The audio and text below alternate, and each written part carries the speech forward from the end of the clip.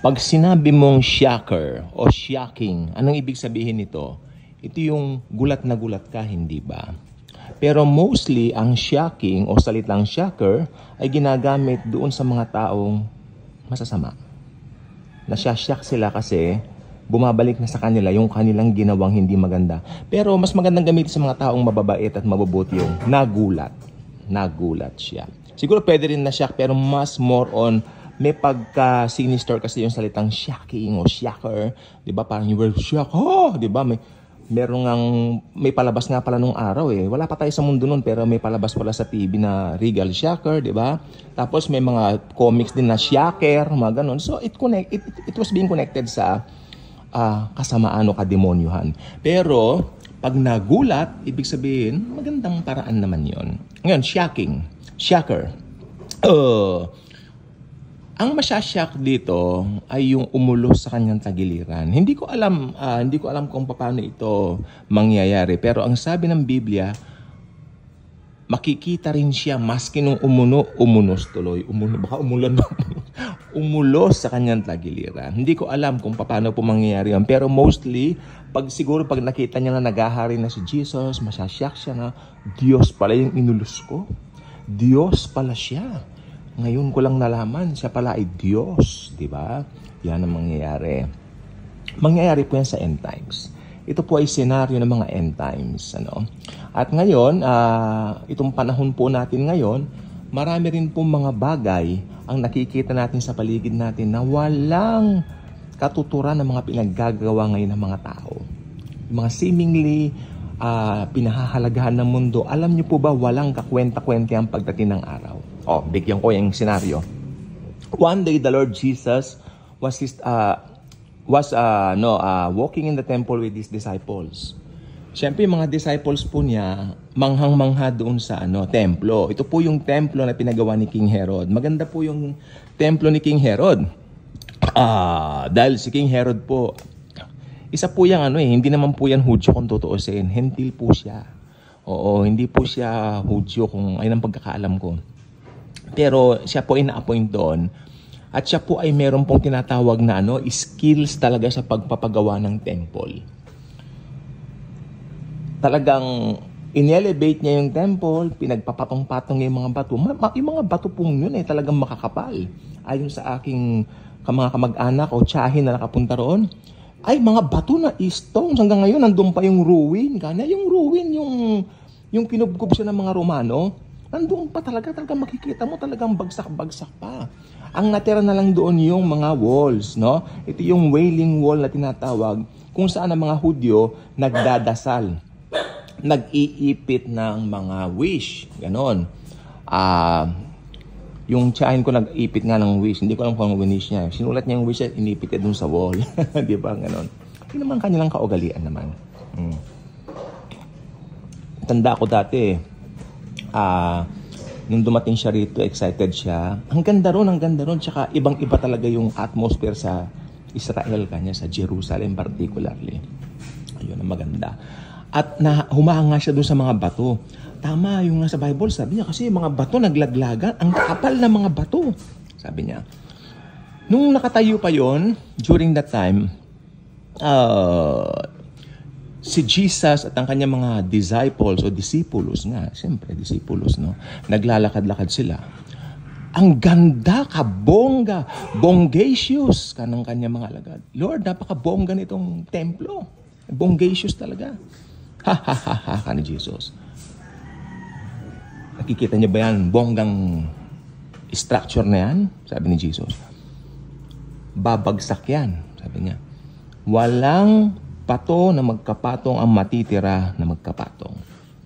It will all tell down, sabi niya. It will all be turned down dahil ito ay kukubkubin ng mga Romano. So, ayun po ang nangyari. Di po ba? So, yun po ang makikita po natin na talagang parang imposible sa mga Hudyo na mangyari nung araw. Kasi napakaganda, paano kukubkubin yan, no? Paano mangyayari? Until one day, AD 70, no? Ito na yung katuparan na sinabi ni Jesus. Nasyak yung mga tao doon. Ito yung sinasabi kong shocker. Biglang shocker. Biglaan. So, nasyak sila dahil hindi sila handa. So, sino po ang masyasyak ultimately pagdating ng rapture? Ang masyasyak po rito ay mga unbelievers po. Dahil sa ngayon, nakikita ko, magpahayag ka ng ebanghelyo, tatawanan ka pa. Magpahayag ka ng ebanghelyo, mamaliitin ka pa. Pagtatawanan ka pa. Okay? Ganun po ako. Nadadala lang po kasi ginagawa po sa akin yan. Ginagawa sa amin. Pero cool lang ako. Cool. Kaya nagkakape ako ngayon eh. Diba? Kaya, ayun po mangyayari. Pero pag dumating na yung araw ng rapture, na-rapture na tayo mga born-again Christians, masyasyak yung mga nagtatawa sa atin. Let them laugh. Let them make fun of us right now. Sige lang. Dahil pagdating ng araw na yon, di ba, malileft behind po sila. Kaya, ako kahit na ginaganon po kami, pinag-pray ko pa rin na, Lord, sana buksan mo mga isipan, nadidilima ng mga taong ito. Okay? Masyado silang focus sa mundong ito. Ang mundong ito at ang lahat ng nandito ay lilipas. Ngunit ang aking mga salita ay hindi man lang magkakabula. Yan ang sabi ng Panginoong Hesus. At mananangam tayo sa kanyang mga pangako. Dahil ang mga pangako ng Diyos ay tiyak at totoo. Okay? Yan po ang mangyayari. Kaya ako nandito na po ako sa point ng buhay kong ginawa. Ayaw ko nang bigyan ng puwang ang takot. I remember the other day, I was talking to my relatives in the United States at nagsasabi siya, puro ganito, ganyan po. Sabi ko, no, this is the point in my life. Sabi ko na, huwag nang nating entertain ng takot. The Lord is coming. Jesus is coming anytime sa rapture. Sabi ko, let's focus on being strong in the Lord.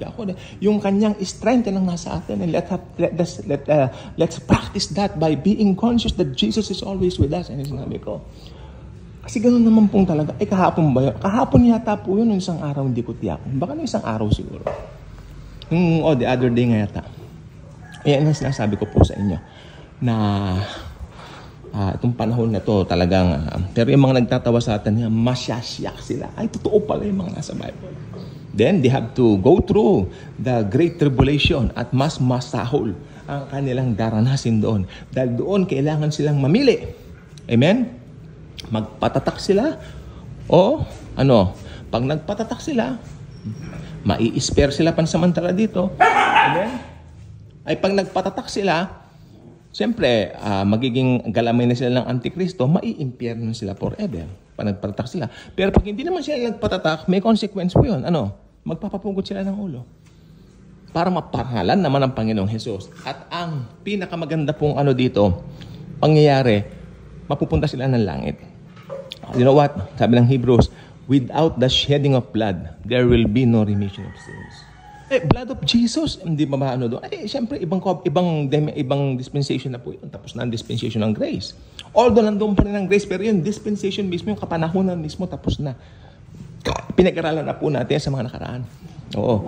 At isang tao mula po sa UN, hindi po sa Amerika. Maniwala kayo sa akin, hindi po Amerika. May naniniwala dito, sabi niya, Pastor, taga-Amerika po yung Antikristo kasi napanood ko sa YouTube.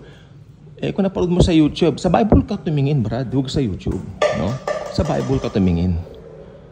Nasa Daniel chapter 9. Sa Europe siya. Maniwala ka sa akin. Okay? Maniwala ka sa akin. Pagmamahal at pag-ibig ko sa iyo, ang dahil ang sinasabi kong totoo.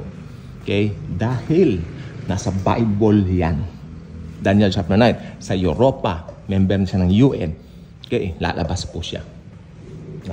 Pero hindi na po natin siya aabutan dahil by the time na rapture na po tayo. Okay? So, ang mga masyasyak po talaga mga unbelievers. Okay?